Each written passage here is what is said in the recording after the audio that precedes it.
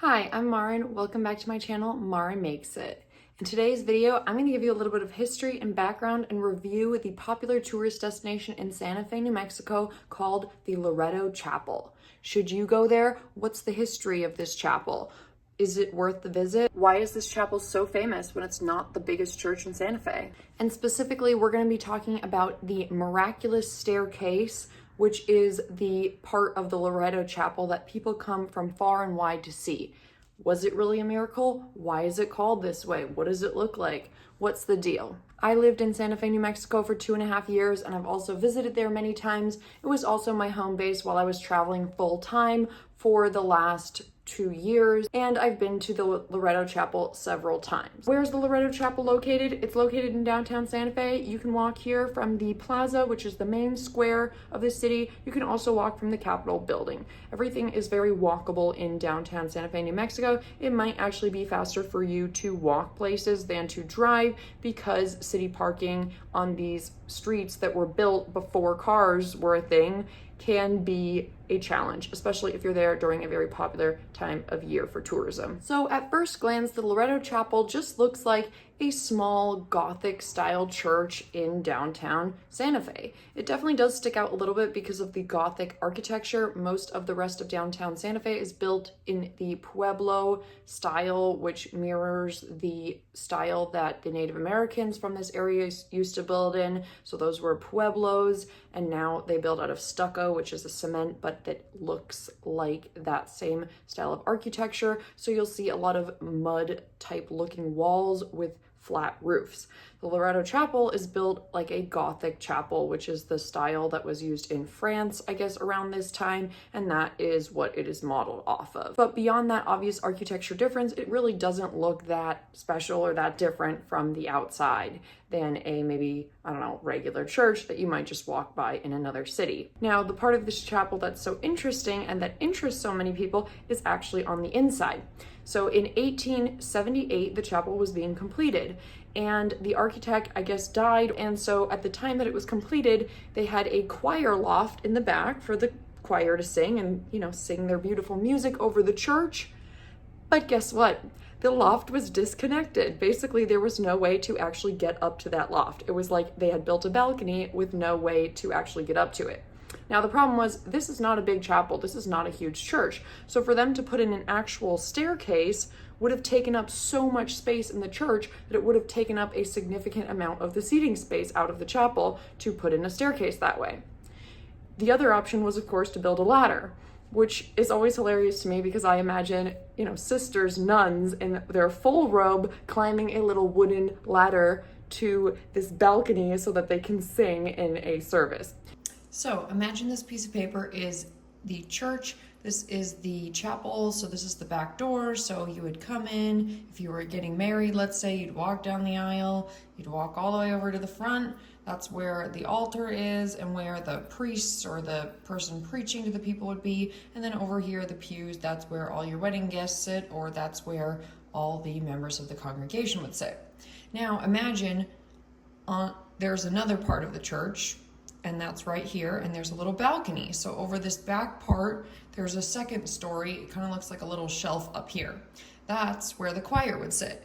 And now you have the problem, which is the problem the Loretto Staircase has to solve, is how do you get people up here if you did not leave enough space here for your stairs? Because the pews, there's not that many pews in the Loretto Chapel. There's like 12, 15. It's not a big space. So if you put a giant staircase in here, we're going to turn the church, guys. But if this is your church and this is your second story, if I put a big staircase in right over here to get up here, I'm taking up all the space where the pews are going to be otherwise. So where are your people going to sit? And then your other option is to put a ladder right here straight up and down. And that's what the nuns were like, yeah, we don't want to do that. And so the Loretto Staircase was put right here instead. Takes up a little bit more room than a ladder, and it goes a spiral all the way up to that balcony instead of being a straight out stairs or a ladder. So it's kind of like a structure right here in the back left part of the church. So the sisters decided, yeah, we're not doing the ladder plan. We're going to try something else first. We're going to try a novena to Saint Joseph. And novena is 9 days of prayer where you pray consecutively for a very specific purpose, and it's usually to the specific saint of something. So it's a very specific prayer that you do for 9 days straight. And sources seem to vary on whether or not you pray the same thing 9 days in a row, or if it's sort of like a structured thing where it's like on this day you pray this, on this day you pray this, on this day you pray this, but all kind of for a bigger purpose or a bigger prayer.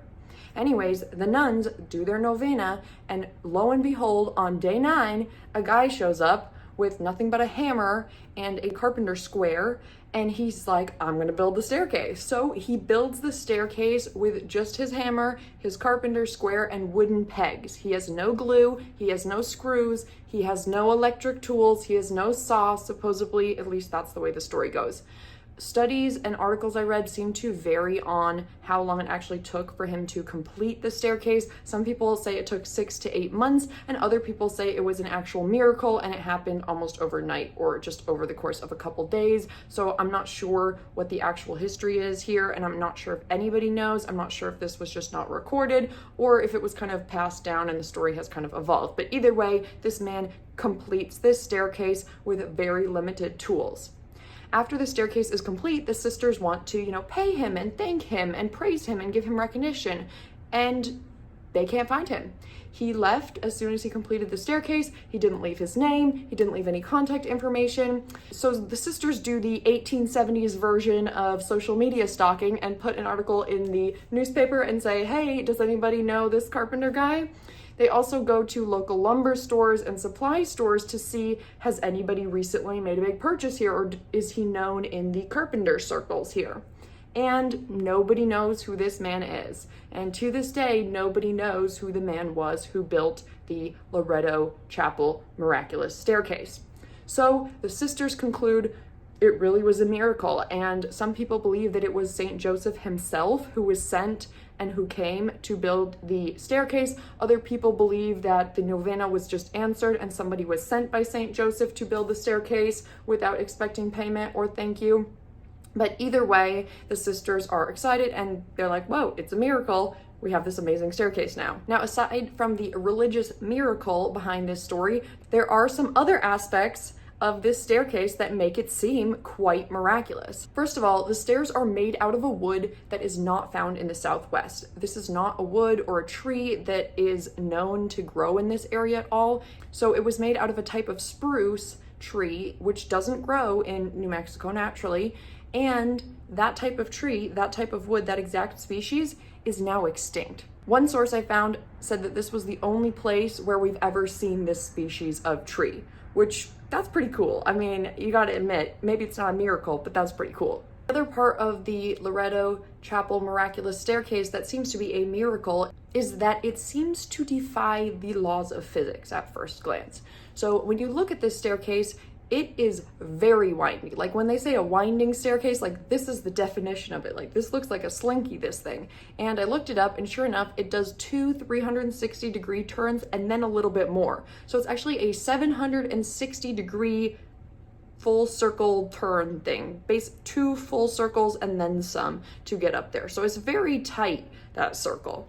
The other thing that's so interesting about this is that most winding staircases, which I've never thought about this before I went here in my life, because who thinks about the structure of a winding staircase? I mean, I guess somebody designs them, but like I have never thought about this in my entire life before now.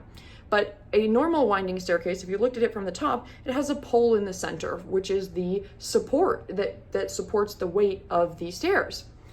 The Loretto Chapel staircase has no pole. So it seems like the entire weight of the stairs just rests on the bottom step. Even weirder, the original staircase had no banister, so there was no railing, and it had nothing to fill in the bottom of it. So it was literally just stairs like this, going in a winding staircase. So it really just appeared to be this floating staircase up to the top that seemed to defy the laws of architecture and physics. Now, me being curious and being like, I wonder if we get it now, and I feel like there has to be some explanation, just that it doesn't make sense or it's not a commonly used way of building nowadays. That's why we don't understand it, or why it looks so miraculous or weird to us. So me being that curious person who wants to know what's the reason why, I went digging, and sure enough, there is an explanation, and I learned a lot about the structure of stairs. So a normal type of straight stair structure has what's called stringers. So that's sort of the outside part. It's kind of like the rungs of the ladder. If you can imagine the ladder slats here, and then there's the poles on the outside. Those are the stringers. And now if you tilt that ladder like this, and you make it more like a step like this, instead of just, you know, little bars to go across, you're basically making a stair. And those outside support pieces, those are your stringers. To show you guys the concept of stringers, I made a little setup here up to the top of Tupperware Tower, and these are our stairs. And you can see when our stairs are supported by the two stringers here on either side of the edges of the stairs, it keeps the stair from sagging in the middle, meaning it supports the weight of whatever material your stairs are made out of. Take away the stringers entirely, you can see that the stairs, even if they were attached down here at the bottom, could not support their own weight. They would totally sag down in the middle, and you would not have a sturdy staircase. So that is the concept of stringers. So now imagine that this guy decided, I'm gonna make my stringers go in a really tight spiral. So I'm gonna spiral the stairs, but keep the structure with stringers. So instead of this straight structure of the stringers, we're gonna go like this and start twisting them and just make it really like twisted, but keep that same overall design. So then it's basically like you're making like two spirals like this. Does that make any sense at all? So the other interesting part of that is that that inside stringer where the staircase has to be really tight, where that center pole would normally be to support it, is actually such a tight, small circle that essentially that inside stringer functions as a support pole without actually having to be a separate pole structure in the inside of the staircase. So modern physics and modern architecture can very easily explain the structure of the miraculous staircase with math and physics. But it does still look very cool, and it must have looked very cool in its original state where there was no brackets attaching it to the wall. Now there are some because of the vibrations of cars on the road outside. If you go visit, you'll see that the chapel is actually very close to a road. Modern vehicles, which weren't around at the time that it was built, kind of vibrate the ground, and so the building can shake a little bit, and so for preservation reasons they actually bolted the staircase in certain spots to the wall. Now the downside of this actually is that they're saying actually there's some problems because of this, because the natural staircase was made out of wood, and it was kind of made to, you know, expand and contract and be able to sort of breathe and move with the building. And now that it's being like fastened in certain spots, it doesn't have the ability to sort of breathe and move the way it was meant to work when it was originally constructed. So now they actually have some problems from their preservation techniques, which is part of the reason why you can't actually walk on the staircase, by the way. So if you were wondering, you can't actually walk on the staircase nowadays, unless maybe you're somebody special, or you know somebody special who will take you there after hours. I don't know. I'm just thinking out loud. But it really must have looked quite miraculous, the original stair, because it was just these steps, no banister, not the inside part, the bottom part filled in, just actual stair steps going all the way up. The entire height of the staircase, I found different numbers. So I found 20 feet and 22 feet. But for my other country folks in the metric system, that means it's between 6 and 7 meters tall. Another cool aspect of these stairs, like I mentioned before a little bit, is that it wasn't built with screws, it wasn't built with nails, it wasn't built with glue. The thing actually holding it together is wooden pegs, which at first seems, wow, just so simplistic. But it was actually sort of one of those times where something so simple actually turns out to be ingenious, because the wooden pegs can expand and contract with the heat and sort of give the staircase the ability to sort of contract and breathe and live in its environment, let's say, without breaking. Sometimes when you make something too rigid without any ability to expand and contract, it can actually make something break down over time. That's, for example, why freezing and thawing makes cracks in the cement or in asphalt, because it doesn't really have that much give for temperature or varying moisture conditions. So over time, it breaks down. So to prevent that, one thing you can do is to build with materials that are a little bit more flexible and can kind of adapt to those adapting environmental conditions. So that's basically what this guy did with such simple tools and such simple methods. Of course, whether or not he planned it and thought about it that way, we'll never know, since we'll never be able to ask him, but I do think it's very interesting to think about these building materials nowadays. So was the Miraculous Staircase actually a miracle? Well, on the religious front, I'm going to leave that up to interpretation by you. I told you the story. I told you all the facts behind the story of the creation of the staircase. If you want to believe that that is a miracle and it was Saint Joseph himself who came down to build the staircase, then that is your choice. Was it a physics miracle, the building of the Miraculous Staircase? Well, no, because our modern day physics does explain how the staircase is made, even though it did seem to defy the laws of physics. And you'll hear people describe it that way a lot by saying that it appears to defy the laws of physics. No, it doesn't actually defy the laws of physics. Modern physics and modern architecture has made very clear that that is not true. But it does have a very unique design. So in my personal opinion, the miraculous nature of the staircase is more due to the fact that it was made with such simple tools, so beautifully, out of an extinct wood that no one knows where it was sourced from and hasn't been found anywhere else in the world. But either way, I think this is a unique and special spot to visit if you're visiting Santa Fe, New Mexico. The last thing I'll mention is that the Loretto Chapel today is privately owned. It is a museum and a shop. So if you're looking to visit today, anybody from any faith can go in there and go visit. You just have to pay the admission for the museum. Also, if you're looking for any kind of Catholic or religious keepsakes from your Santa Fe trip, this is a great shop to go. By the way, in researching this video, I also figured out that you can actually book the Loretto Chapel as a wedding venue today. And I'll put on the screen the email apparently that you need to email if you would like to book them. But I thought that would be kind of a unique location. So did I make you want to visit yet? Have you been there before? Let me know in the comments down below. As always, I just want to thank you so much for watching. Bye, YouTube.